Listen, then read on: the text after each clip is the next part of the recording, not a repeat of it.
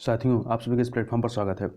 यहाँ पर हम लोग उत्तराखंड पीसीएस के लिए टेस्ट देखेंगे और यह जो हम लोग टेस्ट देखेंगे यह घटना चक्र के द्वारा जो पूर्व के उत्तराखंड पीसीएस के जो भी परीक्षाएं हुई हैं, चाहे वो प्री की परीक्षा हो चाहे मेंस की परीक्षा, उनको लेकर के सॉल्व पेपर जो है निकाला गया है। तो ये जो पुस्तक निकाली गई है इसमें जो भी अभी तक परीक्षाएं हुई हैं उत्तराखंड की, मतलब पीसीएस स्तर की, उनका सॉल्व निकाला गया है पूरे व्याख्या के साथ। तो उसी में से एक पेपर को यहाँ पर, जो कि 2016 वाला पेपर है, उसका जो जीएस वाला पोर्शन 150 प्रश्नों का, उसको यहाँ पर हम लोग देखेंगे। तो चलिए प्रारंभ करते हैं। इसमें पहला प्रश्न है कि जेम्स एंड्रयू रैमजे भारत के किस गवर्नर जनरल का वास्तविक नाम था? तो ये आपका लॉर्ड डलहौजी का नाम था। लॉर्ड डलहौजी जो है 1848 में जो है ये गवर्नर जनरल के रूप में भारत आता है और 1848 से 1856 तक ये भारत का गवर्नर जनरल रहता है। इसे अर्ल ऑफ डलहौजी भी कहा जाता है। आगे चलते हैं। 1857 के विद्रोह के समय भारत का गवर्नर जनरल कौन था? लॉर्ड कैनिंग था। लॉर्ड कैनिंग था 1856 से 62 ईस्वी तक। और लॉर्ड कैनिंग जो है भारत में कंपनी द्वारा नियुक्त अंतिम गवर्नर जनरल तथा ब्रिटिश सम्राट के अधीन नियुक्त भारत का पहला वायसराय था। अगला है हिंदुस्तान सोशलिस्ट रिपब्लिकन एसोसिएशन की स्थापना कब होती है? 1928 में हुई थी। तो सितंबर 1928 में चंद्रशेखर आजाद के नेतृत्व में दिल्ली के फिरोज शाह कोटला मैदान में हिंदुस्तान सोशलिस्ट रिपब्लिकन एसोसिएशन की स्थापना हुई थी। आगे चलते हैं अगले प्रश्न पर। निम्नलिखित में से कौन काकोरी कांड से संबंधित नहीं था? तो इसमें सूर्यसेन जो है ये काकोरी कांड से संबंधित नहीं थे, जबकि अन्य रामप्रसाद बिस्मिल, राजेंद्र लाहिड़ी और अशफाक उल्लाह खां ये इससे संबंधित थे। निम्न में से कौन उत्तराखंड की प्राचीन प्रजाति नहीं है? तो यक्ष, नाग, किन्नर ये सभी हैं, परंतु खासी जो प्रजाति है या जनजाति ये आपके उत्तराखंड में नहीं मिलती है। खासी जनजाति भारत के मेघालय, असम तथा बांग्लादेश से कुछ क्षेत्रों में निवास करती है। ज़्यादातर खासियों जयंतिया पहाड़ियों में रहने वाली मात्र सत्तात्मक जनजाति है। इसका विस्तार उत्तराखंड ही है। खुड़बुड़ा का युद्ध कब होता है? खुड़बुड़ा का युद्ध जो है 1804 में हुआ था। तो गोरखाओं ने 1790 ईस्वी में कुमाऊं पर अधिकार कर लिया तथा जनवरी 1804 ईस्वी में प्रद्युम्न शाह एवं गोरखा के बीच देहरादून में प्रसिद्ध खुड़बुड़ा का युद्ध होता है और इस युद्ध में गढ़वाल नरेश प्रद्युम्न शाह के देहरादून के खुड़बुड़ा नामक स्थान पर वीरगति को प्राप्त हुए थे। आगे चलते हैं। 1946 में पर्वतीय क्षेत्र के लिए अलग प्रशासनिक भाग बनाने की मांग किसने की थी? तो ये मांग की थी बद्रीदत्त पांडे। ये एक भारत के स्वतंत्रता सेनानी थे और ये बाद में जो है तत्कालीन संयुक्त प्रांत जो कि वर्तमान में उत्तराखंड है, इसमें अल्मोड़ा से स्वतंत्र भारत में सांसद चुने गए। आगे चलते हैं अगले प्रश्न की तरफ। अगला प्रश्न है सुगोली की संधि कब होती है? तो सुगोली की संधि जो है आपका 1815 में होती है। देखिए, आंग्ल नेपाल युद्ध 1814 से 16 के बंद में होता है और ये कब होता है? लॉर्ड हेस्टिंग के गवर्नर जनरल काल में। और लॉर्ड हेस्टिंग गवर्नर जनरल कब से कब तक रहता है? 1813 से 23 तक रहता है। तो ये जो आंग्ल नेपाल युद्ध होता है ये समाप्त कैसे होता है? सुगोली की संधि के माध्यम से समाप्त किया जाता है 1815 में। आगे चलते हैं। चमौली के रैणी गांव में किसके नेतृत्व में वन कटाई के विरोध में आंदोलन चलाया गया? तो ये जो आंदोलन है गौरा देवी के नेतृत्व में चलता है। परमार वंश का संस्थापक कौन था? तो इन चारों में से कोई नहीं था। देखिए, परमार की स्थापना 10वीं शताब्दी ईस्वी के प्रथम चरण में उपेंद्र अथवा कृष्णराज नामक व्यक्ति ने की थी, परंतु उत्तराखंड ने जो है इसमें कनकपाल को सही उत्तर माना था। आगे चलते हैं। निम्नलिखित में से कौन प्राचीन वलित पर्वत नहीं है? तो देखिए, इसमें आपका जो एंडीज पर्वत है ये प्राचीन वलित पर्वत नहीं है, बल्कि ये ईवा या नवीन वलित पर्वत है। तो नवीन वलित पर्वत में आपके एंडीज है, रॉकी है, ऑल्पस है, हिमालय, जबकि यूराल, अरावली, अपलेशियन ये जो है आपके प्राचीन वलित पर्वत हैं, ओल्ड फोल्डेड माउंटेन्स हैं। आगे चलते हैं। निम्नलिखित में से कौन सा एक मूल स्थल रूप है? तो ज्वालामुखी शंकु जो है ये मूल स्थल रूप है। आगे चलते हैं अगले प्रश्न पे। सर्वाधिक तटीय अपरदन होता है? देखिए, इन सभी से तटीय अपरदन होता है, लहरों से, ज्वार भाटा से, धाराओं, सुनामी लहरों से, परंतु सर्वाधिक किससे होता है? लहरों से। वायुमंडल की सबसे निचली परत कौन सी है? तो क्षोभ मंडल, जिसे ट्रोपोस्फियर कहते हैं। पृथ्वी की भूमध्य रेखीय परिधि लगभग कितनी है? एग्जैक्ट तो है 40,090.28 किलोमीटर, परंतु नियर अबाउट में 40,000 किलोमीटर लिया जाएगा। तो बी ऑप्शन सही हो जाएगा। निम्न महासागरीय धाराओं में से कौन सी प्रशांत महासागर से संबंधित नहीं? कनारी जो है, कनारी ठंडी महासागरीय धारा जो उत्तरी अटलांटिक महासागर से संबंधित, जबकि क्यूरोशियो, कैलिफोर्निया, हम्बोल्ट ये आपके प्रशांत महासागर की धाराएं हैं। आगे चलते हैं।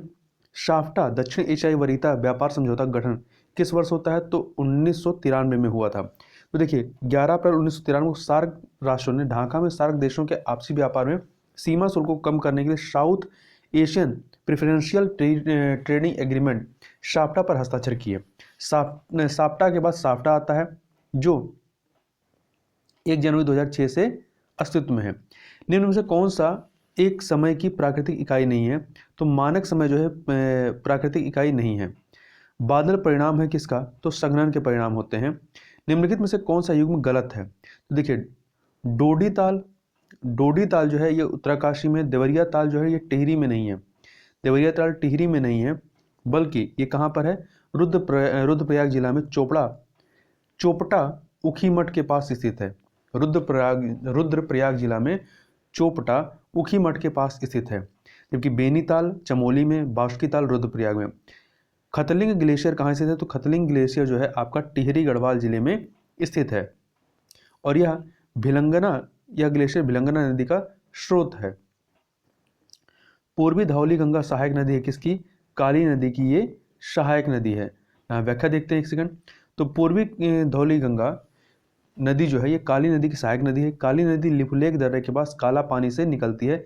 इसकी प्रमुख सहायक नदियों में गौरी, कुथु जगती, सरजू, लोहावती, लधिया आदि हैं।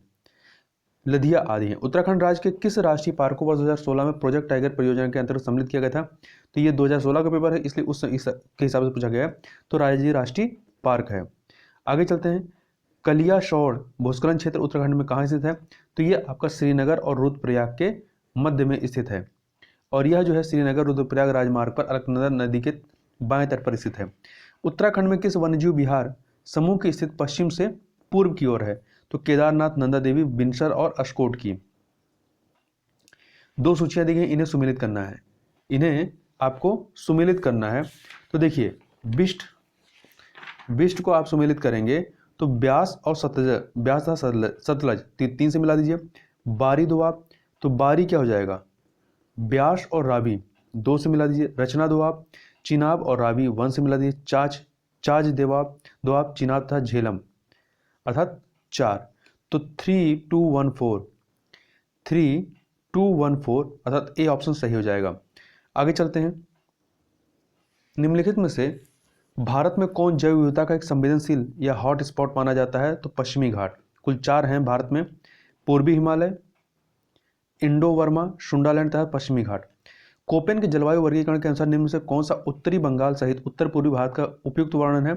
तो यह है आपका शुष्क सर्दी सहित आर्द्र उपोष्ण जलवायु CWG। देखिए कोपेन ने 5 प्रमुख जलवायु समूह निर्धारित किए हैं जिनमें से 4 तापमान पर और 1 वर्षण पर आधारित है। फिर से 2 सूचियां सुमेलित करना है। एक तरफ उद्गम क्षेत्र है और दूसरी तरफ आपका नदी है, तो बताना है, इसे सुमेलित करना है। तो देखिए ब्रह्मगिरी पहाड़ी से आपका कावेरी नदी 1 से, बेरीनाग सोता या झरना से झेलम नदी 2 से मिला दीजिए। और वहीं आगे चलते हैं, एक सेकेंड। महाबलेश्वर से कृष्णा, छोटा नागपुर का पठार से स्वर्ण रेखा नदी 4 से। तो 1 2 3 4 अर्थात बी ऑप्शन आपका सही हो जाएगा। आगे चलते हैं। प्रायद्वीपीय भारत में सबसे लंबी नदी कौन सी है? तो गोदावरी जो है सबसे लंबी, जो कि महाराष्ट्र के त्र्यंबक पहाड़ी से निकलती है। आगे चलते हैं। भारत में सर्वाधिक सिंचाई विस्तार प्रतिशत वाला राज्य कौन सा है परसेंटेज में? तो पंजाब है आपका, उस समय भी था और वर्तमान में भी है। भारतीय उपग्रह श्रृंखला जो दूरसंचार तंत्र के लिए उपयोग में लाई जा रही है वो कौन सी है? इनसेट है। कौन सी है? इनसेट है अर्थात इंडियन नेशनल सैटेलाइट सिस्टम। आगे चलते हैं। दक्षिण गंगोत्री क्या है? तो ये अंटार्कटिक में भारतीय शोध केंद्र है। ठीक है, आगे चलते हैं। तमिलनाडु का समुद्र तट क्या कहलाता है? कोरोमंडल। मालाबार तट कौन सा है? जो केरल वाला तट है, केरल का समुद्र तट, उसे मालाबार तट कहते हैं। आगे चलते हैं। कौन सा राज्य समूह भांगड़ा नांगल परियोजना से जल प्राप्त करता है? तो ये करता है आपका हरियाणा, पंजाब और राजस्थान। और ये जो भांगड़ा नांगल परियोजना है ये आपका किस पे है? सतलज नदी पर है। भारत के संविधान के किस अनुच्छेद के अनुसार राज्य के राज्यपाल के द्वारा मुख्यमंत्री को नियुक्त किया जाता है? 164 के तहत, 164 एक के तहत। उत्तराखंड में लोकसभा के कितने सदस्य निर्वाचित होते हैं? कुल 5 होते हैं, कुल 5 होते हैं, जिसमें से 4 सामान्य और 1 अनुसूचित जाति के लिए आरक्षित है। उत्तराखंड की विधानसभा 2016 में विधानसभा में मनोनीत सदस्य कितने हैं? तो ये 2016 का पूछ रहा है, तो उस समय 1 थे। कुल देखिए उत्तराखंड विधानसभा में निर्वाचित सदस्यों की संख्या कितनी थी? 70 रही है, और इसको एक मिला के 71 हो जाती है। और वर्तमान में जो है मनोनीत सदस्य की व्यवस्था जो है वो समाप्त कर दी गई है, और वर्तमान में फिर से विधानसभा में निर्वाचित सदस्यों की संख्या कितनी हो गई है? 70 हो गई है। लाल बहादुर शास्त्री राष्ट्रीय प्रशासकीय अकादमी स्थित है कहाँ पर? मसूरी में स्थित है। उत्तराखंड लोक सेवा आयोग के प्रथम अध्यक्ष कौन थे? तो ये थे आपके श्री NP नवानी, जबकि यहाँ सब AP नवानी लिखा है, तो इसलिए थोड़ा सा गलत है। प्रथम थे अध्यक्ष NP नवानी। इनका कार्यकाल 15 मई 2001 से 14 अगस्त 2001 तक था। और वर्तमान में मेजर जनरल रिटायर्ड हैं आनंद सिंह रावत, ये 2 जनवरी 2018 से उत्तराखंड लोक सेवा आयोग के अध्यक्ष हैं। आगे चलते हैं। भारतीय संघवाद में विविधताओं में एकता को प्रोन्नत करने हेतु निम्नलिखित में से किन संस्थानों को आवश्यक माना गया है? अंतर्राज्य परिषद एवं राष्ट्रीय विकास परिषद, वित्त आयोग एवं क्षेत्रीय परिषद, एकल न्यायिक व्यवस्था एवं अखिल भारतीय सभाएं, इन सभी को। तो डी ऑप्शन आपका सही हो जाएगा। आगे चलते हैं अगले क्वेश्चन की तरफ। संविधान के किस अनुच्छेद के अनुसार जम्मू कश्मीर राज्य को एक विशेष दर्जा प्राप्त है? तो अनुच्छेद 370, जिसे अगस्त 2019 में समाप्त कर दिया गया। अब ये आपका जम्मू कश्मीर में लागू नहीं है। आगे चलते हैं क्वेश्चन नंबर 44 पे। संविधान के किन अनुच्छेदों के अनुसार OBC अन्य पिछड़ा वर्ग को आरक्षण के प्रावधान दिए गए हैं? तो अनुच्छेद 15(4) और 16(4) के तहत। आगे चलते हैं। भारतीय गणराज्य के संविधान का कौन सा अनुच्छेद व्यक्ति की प्राण एवं दैहिक स्वतंत्रता के संरक्षण से संबंधित है? तो अनुच्छेद 21 है। संविधान के किस अनुच्छेद द्वारा पृथक अनुसूचित जनजाति आयोग का गठन किया गया? 338 का के तहत, जबकि अनुसूचित जाति के लिए आयोग का गठन 338 के तहत किया गया है। संयुक्त राष्ट्र संघ के प्रजातंत्रीकरण की मांग का संबंध मुख्यतः किससे है? तो यह है सुरक्षा परिषद से। किससे है? सुरक्षा परिषद से है। भारत में सार्क सम्मेलन सर्वप्रथम किस वर्ष आयोजित किया गया? 1986 में। देखिए सार्क सम्मेलन का सर्वप्रथम जो सम्मेलन होता है वो 16 से 17 नवंबर 1986 के मध्य आयोजित किया गया था। ये भारत में किया गया था, ठीक है, ये भारत में होता है। जबकि सार्क का प्रथम सम्मेलन वर्ष 1985 में बांग्लादेश की राजधानी ढाका में हुआ था। आगे चलते हैं। वर्ष 1997 में विश्व पर्यावरण सम्मेलन आयोजित किया गया था। विश्व पर्यावरण सम्मेलन आयोजित किया गया था, कहाँ पे किया गया था? क्योटो में किया गया था। और ये जो क्योटो प्रोटोकॉल है 16 जनवरी 2005 से प्रभावी है। ठीक। भारत के परमाणु सिद्धांत में सम्मिलित क्या है? पहल न करना, एक तरफा प्रतिबंध, न्यूनतम विश्वसनीय कारण निवारण, उपयुक्त सभी हैं। सन 2001 में ब्रिक्स शब्द को किसने गढ़ा था? तो जिम ओ नील ने। किसने? जिम ओ नील ने गढ़ा था। आगे चलते हैं। तो देखिए जो जिम ओ नील थे ये गोल्डमैन सैक्स के अर्थशास्त्री थे। ठीक है। आगे चलते हैं। किसके शासनकाल में भारत में उदारीकरण के प्रथम चरण को आरंभ किया गया? PV नरसिम्हा राव के समय में। वर्ष 2016 में निम्न से किसको राष्ट्रीय दल की मान्यता दी गई? तो TMC को 2016 में दी गई थी। वर्तमान में कुल कितने हैं? 8 राष्ट्रीय दल हैं। कौन कौन से हैं? Akhil Bharatiya Trinamool Congress, Bahujan Samaj party, Bharatiya Janata party, communist party of India, communist party of India मार्क्सवादी, भारतीय राष्ट्रीय कांग्रेस, नेशनल पीपुल्स पार्टी तथा राष्ट्रवादी कांग्रेस पार्टी। अगला है निम्नलिखित में से किस विद्वान ने स्वतंत्रता के प्रारंभिक वर्षों की भारत की दलीय व्यवस्था का एक दलीय प्रभुत्व वाली व्यवस्था के रूप में वर्णन किया है? तो रजनी कोठारी ने। आगे चलते हैं। निम्नलिखित में कौन भारत में राजनीतिक दलों को मान्यता प्रदान करता है? तो कौन करता है? भारत का निर्वाचन आयोग करता है। आगे चलते हैं। निम्नलिखित में से किस समिति या आयोग ने न्याय पंचायतों के गठन की सिफारिश की थी? तो अशोक मेहता समिति ने न्याय पंचायतों के गठन की सिफारिश की थी। इनके द्वारा जो है त्रिस्तरीय की जगह पे द्विस्तरीय प्रणाली की संस्तुति इन्होंने की थी। और 1977 में पंचायती राज व्यवस्था पर सुझाव देने के लिए अशोक मेहता समिति गठित की गई थी। पंचायत राज व्यवस्था का निम्न से किसमें उल्लेख है? तो इसका राज्य सूची में उल्लेख है। आगे चलते हैं अगले प्रश्न की तरफ। अगला प्रश्न है, एक सेकंड, निम्नलिखित कार्यों में से कौन सा कार्य स्थानीय स्वशासन से संबंधित नहीं है? तो देखिए, लोक व्यवस्था का अनुरक्षण ये आपका स्थानीय स्वशासन से संबंधित नहीं है, ये राज्य सरकार से संबंधित है। जबकि अन्य जन स्वास्थ्य, स्वच्छता का प्रबंधन, जन उपयोगी सेवाएं, ये सभी स्थानीय स्वशासन के अंतर्गत आते हैं। निम्नलिखित अनुच्छेदों में से कौन सा अनुच्छेद पंचायतों में अनुसूचित जातियों में अनुसूचित जनजातियों के लिए सीटों का आरक्षण प्रदान करता है? तो ये करता है 243 डी। कौन सा करता है? 243 डी करता है। सेवा के अधिकार की अवधारणा प्रारंभ होती है कहाँ से? तो ये आपका प्रारंभ होता है ग्रेट ब्रिटेन से। कहाँ से? ग्रेट ब्रिटेन से। आगे चलते हैं अगले प्रश्न की तरफ।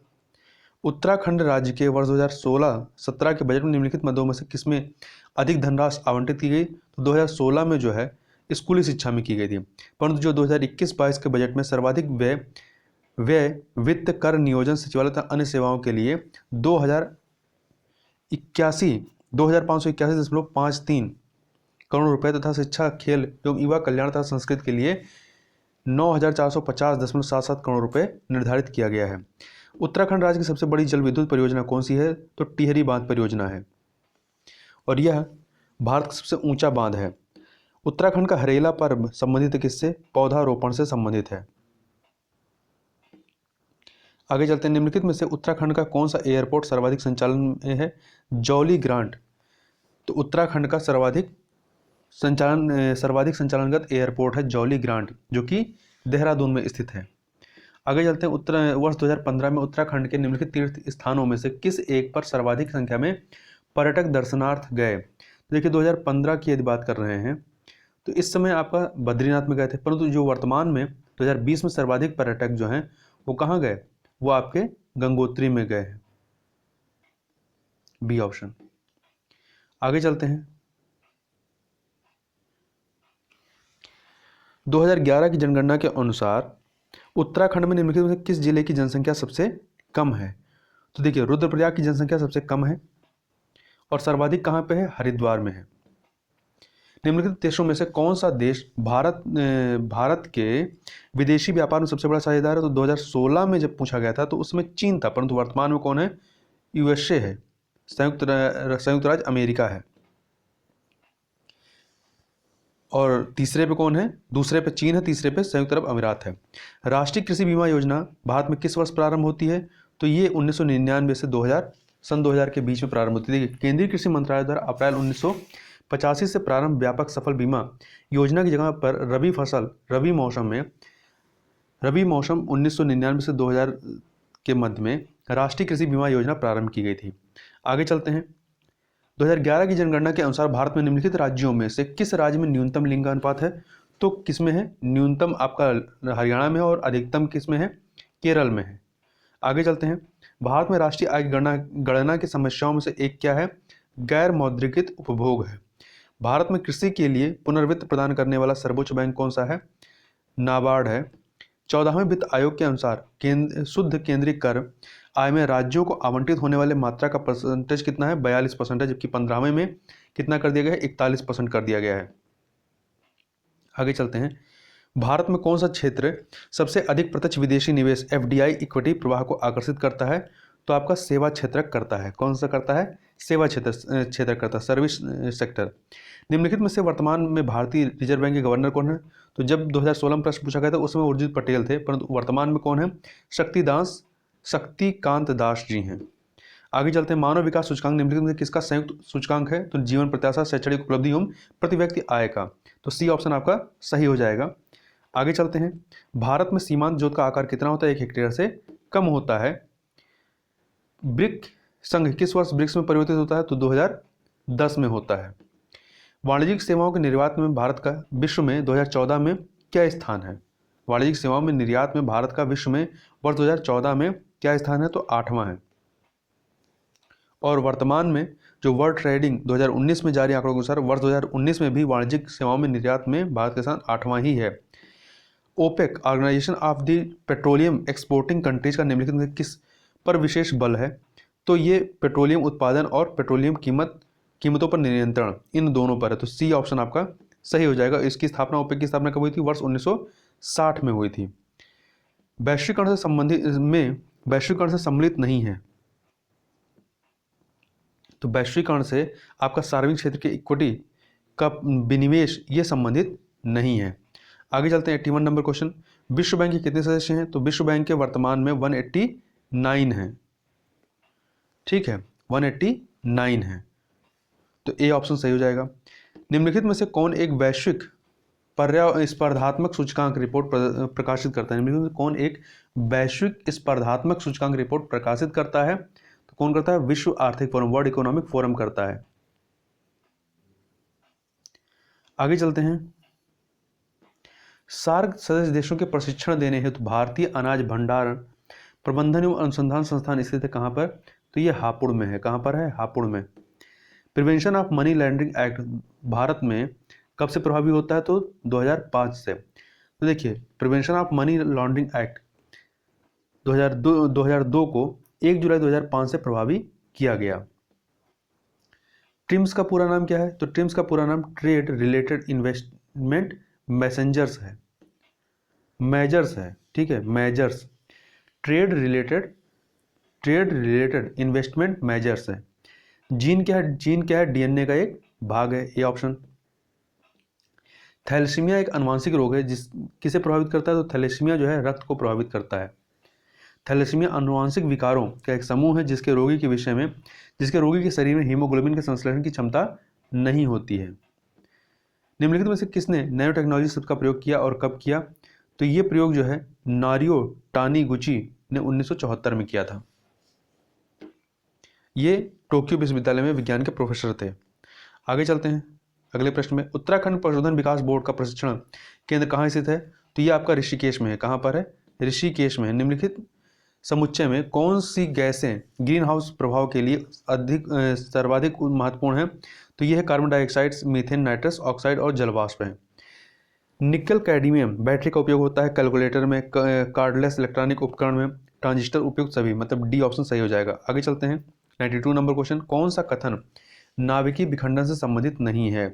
तो तारों में ऊर्जा उत्पन्न करना, जबकि अन्य जो है न्यूट्रॉन प्रेरित नाभिकीय अभिक्रिया, नाभिकीय रिएक्टर में ऊर्जा का स्रोत जो बिजली उत्पन्न करता है, एक परमाणु बम में बहुत अधिक ऊर्जा का उत्पन्न होना, तो ये नाभिकीय विखंडन से संबंधित है। आगे चलते हैं क्वेश्चन नंबर 93। सेलुलोज या स्टार्च दोनों में क्या होता है? तो प्लस माइनस ग्लूकोज होता है। ग्लूकोज एक एल्डोहेक्सोस है तथा इसे डेक्सट्रोस कहते हैं। यह अनेक कार्बोहाइड्रेट तथा स्टार्च, सेलुलोज आदि का एकलक होता है। आगे चलते हैं। निम्नलिखित में से कौन सी यांत्रिक तरंग है? तो कौन सी यांत्रिक तरंग है? ध्वनि तरंग जो है, साउंड वेव्स, ये आपकी यांत्रिक अर्थात मैकेनिकल वेव्स है। आगे चलते हैं अगले प्रश्न में। ताप बढ़ने के साथ द्रव की श्यानता क्या होगी? घटती है। इसी वजह से जून माह में सीरा जनवरी माह की तुलना में कम श्यान होता है। 1 नैनोमीटर बराबर होता है 10⁻⁹ मीटर। एक भूस्थिर उपग्रह का परिक्रमण काल होता है कितना? 24 घंटे होता है। और टेफ्लॉन का सामान्य नाम क्या है? तो पॉलीटेट्राफ्लोरोएथिलीन है।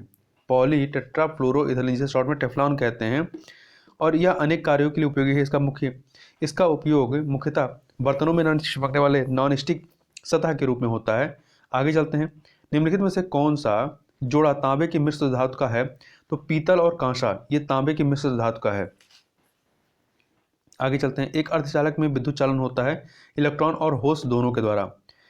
रेड डेटा बुक का प्रकाशन किसके द्वारा किया जाता है? आयुषियन के द्वारा किया जाता है। IUCN, International Union for Conservation of Nature के द्वारा। उत्तराखंड में बांज बुरांश के पौधे हैं। समशीतोष्ण वनों की विशेषता है ये। ठीक है, तो देखिए समशीतोष्ण वनों के अन्य वृक्षों में आपका बांज बुरांश है। इसके अतिरिक्त आपके ऐनार, कफाल, खारशू, ओक, देवदार, कैल, थुनेर आदि हैं। राष्ट्रीय उद्यानों में आनुवंशिक विविधता का रखाव किया जाता है। किसके माध्यम से किया जाता है? तो देखिए ये इन सिटू संरक्षण के माध्यम से किया जाता है। आगे चलते हैं 104 नंबर क्वेश्चन देखते हैं। भारतवर्ष का प्रथम राष्ट्रीय उद्यान कौन सा रहा है? जिम कॉर्बेट राष्ट्रीय उद्यान। यह भारत 1936 में उत्तराखंड में पहले राष्ट्रीय उद्यान की स्थापना की गई थी। 1936 जिसका नाम बाद में हैली नेशनल पार्क कर दिया गया और वर्तमान में से जिम कॉर्बेट नेशनल पार्क के नाम से जानते हैं। समानांतर फसल का एक उदाहरण है गेहूं और सरसों। देखिए समानांतर फसल के अंतर्गत दो भिन्न विकास प्रवृत्ति वाली फसलें शामिल होती हैं। इनके बीच शून्य प्रतियोगिता होती है और दोनों फसलों द्वारा उनकी क्षमता के अनुसार उच्च उत्पादकता प्राप्त होती है। निम्न में से कौन एक ऑपरेटिंग सिस्टम है? तो यूनिक्स जो है ऑपरेटिंग सिस्टम है। निम्नलिखित में से कौन सीपीयू तथा मुख्य स्मृति के बीच अत्यधिक तेज छोटी आकृति की स्मृति होती है? तो कैश स्मृति ऐसा ही कार्य करती है। टेलीविजन ट्रांसमिशन निम्न से किसका उदाहरण है? तो ये जो है आपका सिंप्लेक्स कम्युनिकेशन का उदाहरण है, जो कि एक दिशीय सूचना का वहन करता है। प्रोटोकॉल का वह समूह जो सभी ट्रांसमिशन एक्सचेंज को इंटरनेट में एक ओर से दूसरी ओर भेजने को परिभाषित करता है। तो कौन करता है? TCP IP. टीसीपी मतलब ट्रांसमिशन कंट्रोल प्रोटोकॉल, एक रूटिंग प्रोटोकॉल है, जबकि आईपी इंटरनेट प्रोटोकॉल एक रूटेड प्रोटोकॉल है। निम्न से कौन सी सर्विस लेयर क्लाउड कंप्यूटिंग में अलग से उपलब्ध नहीं होती है? तो हार्डवेयर एज ए सर्विस उपलब्ध नहीं होती है। आगे चलते हैं। टिहरी रियासत का भारतीय संघ में विलय कब होता है? टिहरी रियासत का तो 1 अगस्त 1949 को होता है। 1 अगस्त 1949 को होता है। महाभारत में कुणिंद नरेश किस नाम से जाने जाते थे? तो ये द्विज श्रेष्ठ के नाम से जाने जाते थे। किसके नाम से? द्विज श्रेष्ठ के नाम से। उत्तर काशी का ऐतिहासिक नाम क्या था? उत्तर काशी का ऐतिहासिक नाम बाड़ाहाट था। क्या था? बाड़ाहाट था। किगरी बिगरी नीतिमाड़ा क्या है? ये आपके दर्रे हैं उत्तराखंड के। आगे चलते हैं। चिराग सेन निम्न से किस खेल से संबंधित? चिराग सेन जो है बैडमिंटन से संबंधित है। चिराग सेन उत्तराखंड भारतीय बैडमिंटन खिलाड़ी हैं। मौड़ मेला कहाँ आयोजित होता है? तो ये आपका पाली पछाऊ जौनसार रवाई में। पाली पछाऊ जौनसार रवाई में। देखिए मौड़ मेला उत्तराखंड का एक ऐसा आयोजन है जिसमें मछलियों का सामूहिक शिकार होता है। टिहरी राज्य प्रभा मंडल की स्थापना किसने की? टिहरी बांध राज्य प्रभा मंडल की स्थापना श्रीदेव सुमन ने की थी। कब? 1939 में। भारत के किस राज्य में न्यूट्रिनो वेधशाला स्थापित की जा रही है? तमिलनाडु में। कहां पर? तमिलनाडु में। तमिलनाडु के थेनी जिला के बोदी पश्चिम पहाड़ियों में। रियो पैरालंपिक जो कि 2016 में हुआ था, उससे संबंधित प्रश्न है, तो वर्तमान में इसको नहीं पूछा जाएगा।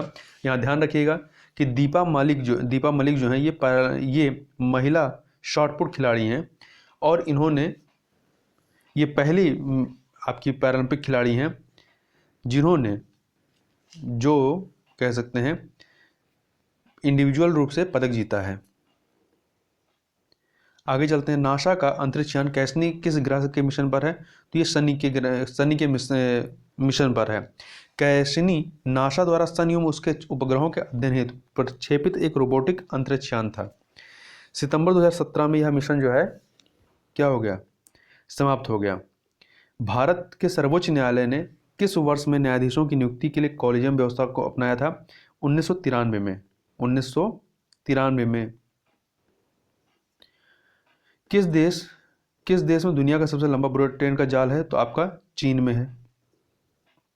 किस भारतीय मूल के चिकित्सक को अमेरिका के राष्ट्रपति मानविकी पदक 2015 सम्मानित किया गया? तो किया गया किसको? अब्राहम वर्गीज को किया गया था। अब्राहम वर्गीज को। ठीक है, अमेरिका के राष्ट्रीय मानविकी के लिए। जबकि 2021 का राष्ट्रीय मानविकी पदक जो है वो के कोलेस जेम्स, ओ जेम्स लाइथीजेर तथा national world war two museum को। देखिए किस भारतीय अर्धसैनिक बल को पहली महिला बटालियन गठित करने का गौरव प्राप्त है? तो सीआरपीएफ को। इन्होंने जो है सबसे पहले 1986 में गठित किया था, फिर 1995 में, फिर आपका 2011 में गठित किया। आगे चलते हैं। कैलाश पवित्र लैंडस्केप संरक्षण तथा विकास पहल KSLCDI किन 3 देशों के मध्य सहयोग है? तो ये जो है आपका भारत, चीन, नेपाल के मध्य सहयोग है।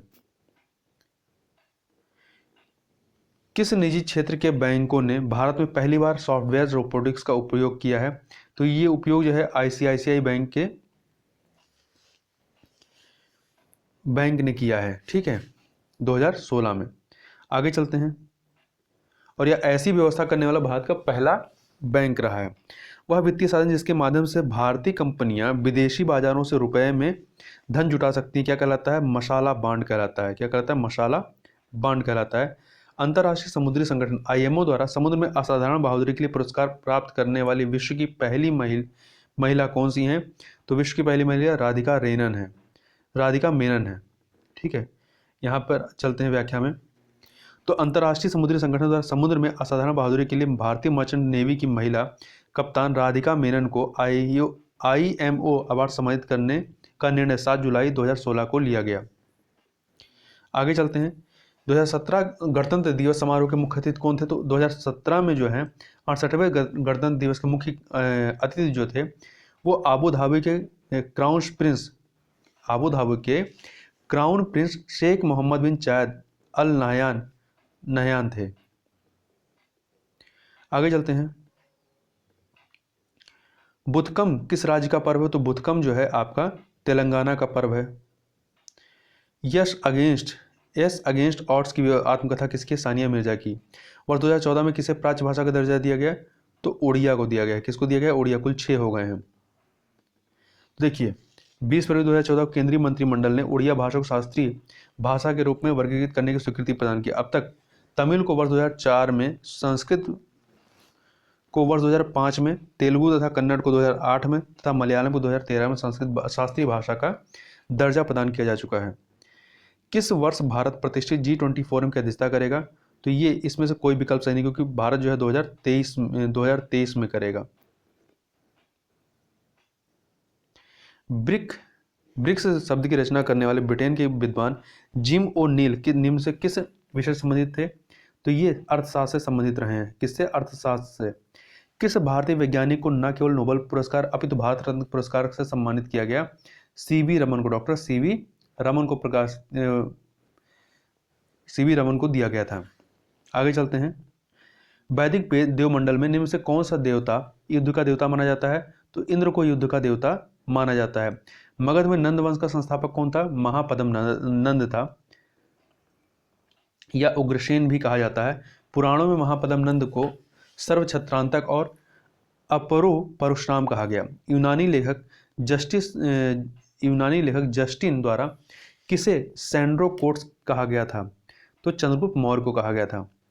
आगे चलते हैं। निम्नलिखित में से कौन सा स्थान पूर्व काल में शिक्षा का केंद्र नहीं था? तो ये तक्षशिला था। आगे चलते हैं। न्याय दर्शन के संस्थापक कौन थे? तो ये हैं गौतम, जिन्हें अक्षपाद भी कहा जाता है। न्याय का शाब्दिक अर्थ तर्क या निर्णय होता है। न्याय दर्शन 16 पदार्थों या तत्वों का अस्तित्व स्वीकार कर लिया गया है। यह न्याय दर्शन का मूल ग्रंथ गौतमकृत न्याय सूत्र है। घोड़े के नाल के आकार की मेहराब सर्वप्रथम प्रयोग में लाई गई कहाँ पे? तो अलाई दरवाजा में लाई गई। निम्नलिखित में से कौन से सूफी संत महबूब इलाही नाम से जाने जाते थे? तो ये थे शेख निजामुद्दीन औलिया। कौन थे? शेख निजामुद्दीन औलिया।